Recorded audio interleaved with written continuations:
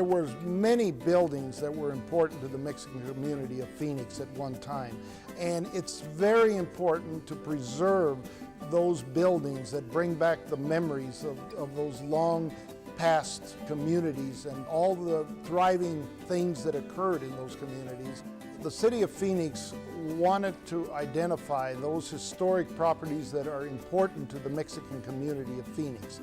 And so they put together this survey to try to find those properties that are still existing that were important to the community. But all of them, they've always played a major role, a defining role in the growth of this valley.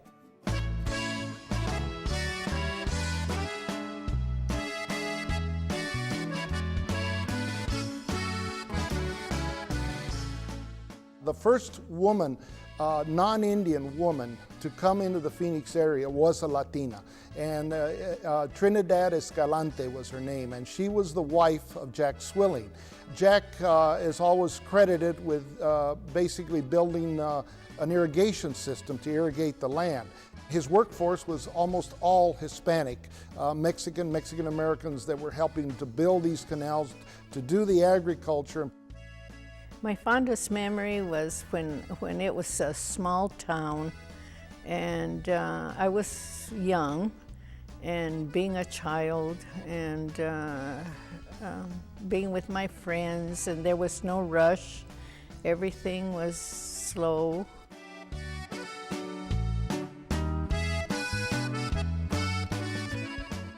If you look at history all the way from the 1870s to 2007, you see a progression of struggle and conflict.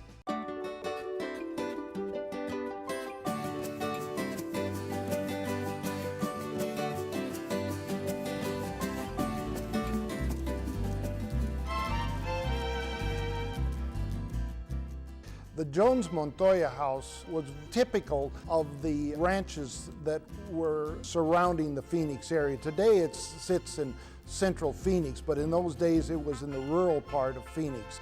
Jones Montoya, the name associated with that is Wilson Walker Jones, and he married a Mexican-American woman from Yuma named Alcaria Montoya. She related to the Mexican community, and he would relate to the Anglo community of the time. But it's typical of the mixed Mexican and Anglo marriages that did occur at that time. Phoenix was a very quiet town. Not a lot of people. Not a lot of people. So we had our leaders. The first fire chief that was Spanish to Mexican was a relative of mine. His name was Angelito Delgado. Then you also had one of the probably least known and most famous of the Mexican-American marshals here in Phoenix. His name was Enrique Garfias, and he came in the early 1870s to the Phoenix area.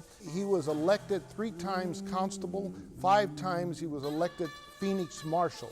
A lot of the history of the Mexican people is buried in the Pioneer Cemetery here in Phoenix, which is located at 15th Avenue and Madison.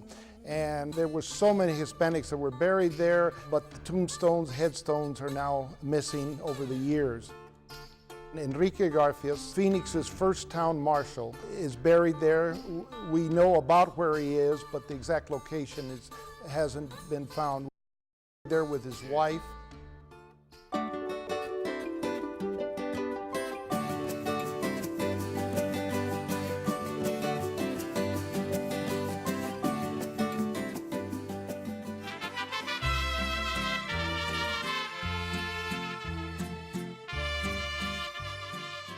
Our Viso grocery store is located near 3rd Street and Buchanan, very close to the Gold Alley area, which basically was in central Phoenix, and was owned by a Mexican family, and it was important commerce to the Mexican Americans who lived in the Gold Alley area. My father was a warehouse man. He worked at Piggly Wiggly, and he also worked for A.J. Bayless Warehouse. He was a warehouse man. He filled the orders, for the grocery stores. He knew all the codes that were printed on top of the cans. Whenever there were cans that were missing the paper wrappers around them, he was allowed to buy them and bring them home, and we used to store them in our little porch. And he taught us what the numbers meant, so that when Mother needed a can of peaches or a can of peas, she would tell us, bring me a can of peas or peaches or whatever. The first workers here in Phoenix were building the first modern canal and irrigation to begin farming. They worked in the agricultural areas. They worked in the mines. They were the first vaqueros that began the ranchos and industries, and they were involved in other pursuits, and their working habits have always been impelled by their tradition of the Catholic Church.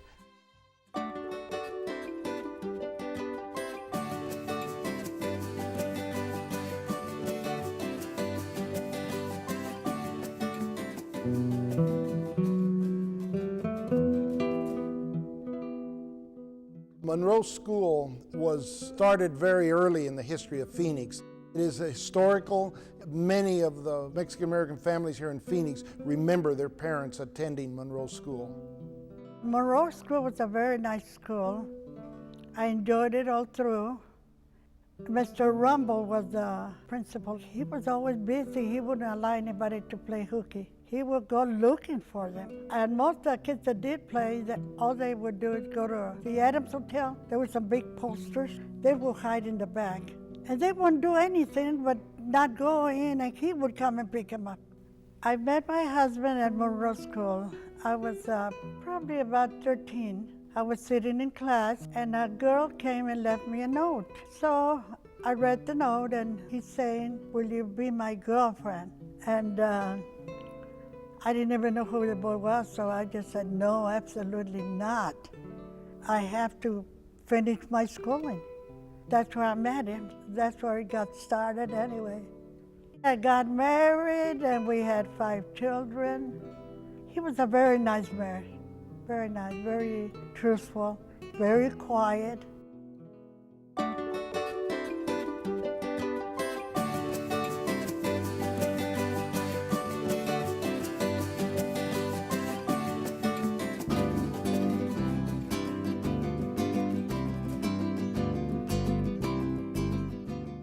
Some people said that they wanted to start post-41 because a lot of them are veterans, Hispanic veterans, are coming back from the war.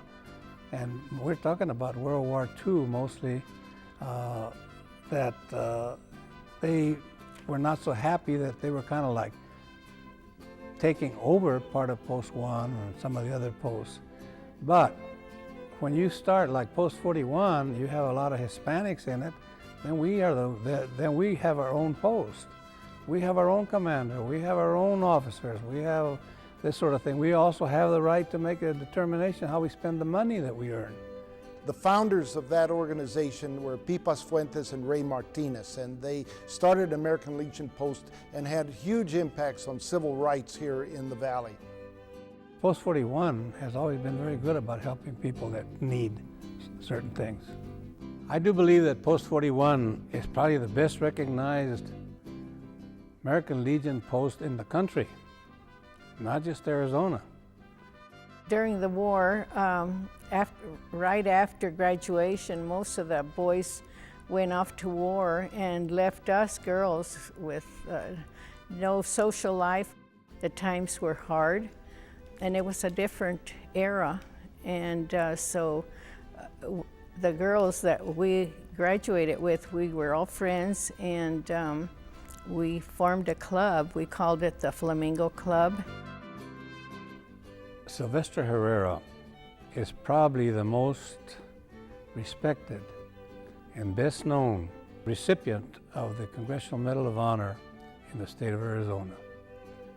He was in World War II, at which time he lost both limbs and was able to crawl up the hillside and saved all of his buddies.